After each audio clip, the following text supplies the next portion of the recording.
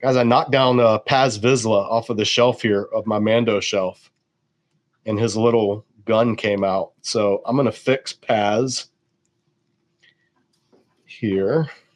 And we had a question for you to answer as well. What did you think about Paz, Gregory? Were you a fan of him, or did you not like him either?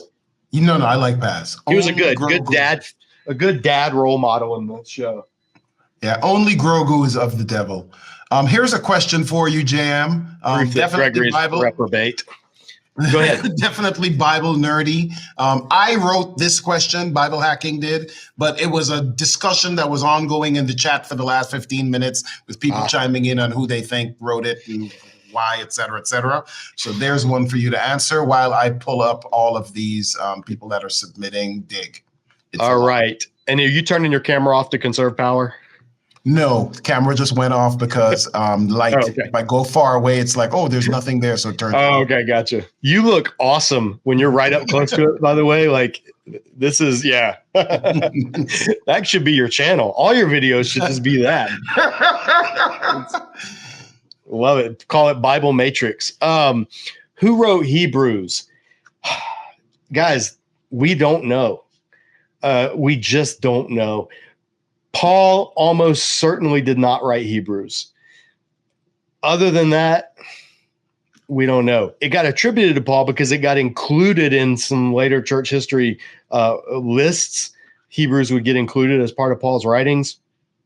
But this would be a question to ask our friend David De Silva, because he is Hebrews is what he, I think, did his doctoral dissertation on it, on Hebrews. We don't know. I've heard some people suggest Apollos. I've heard some people suggest Aquila.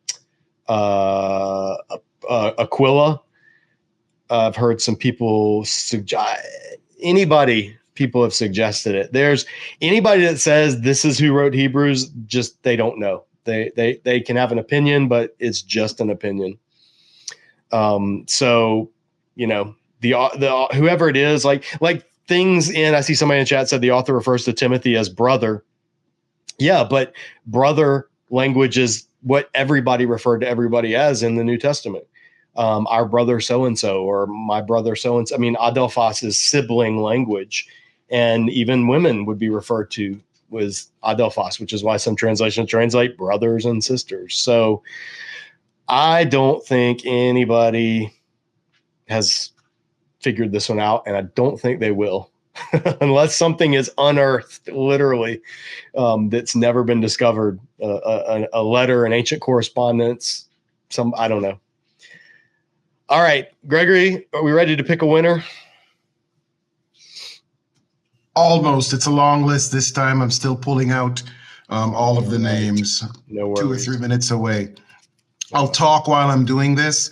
I've always felt, no proof for this, like I agree with JM, we don't know. My thoughts on it have been that Paul wrote it, and I feel like it was a sermon that was transcribed.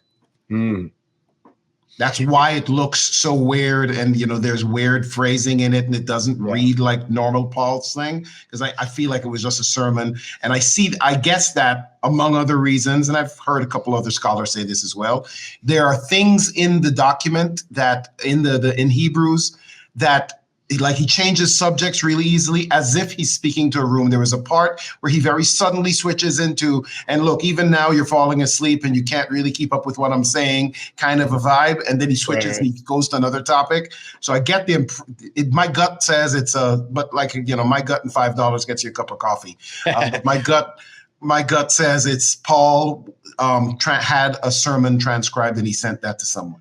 Well, you're in good company noting that it's a homily, that it is a homily to Jewish Christians, Jewish followers of Jesus. It is almost definitely meant to be heard, and it almost definitely is a sermon. Of it being Paul, I think the arguments against Pauline scholarship are just stronger than it being Paul, but it's not impossible. I mean, I think when we try to pin down an author based on their style, we're automatically, off on a wrong trail, because one author can write in two different styles. And that's one of the reasons why documentary hypothesis, for instance, is nonsense, or why thinking these letters that Paul wrote are pseudo Pauline epistles. Like, Second Timothy or Titus, or because they have a different style than the authentic Pauline. I think those are nonsense arguments.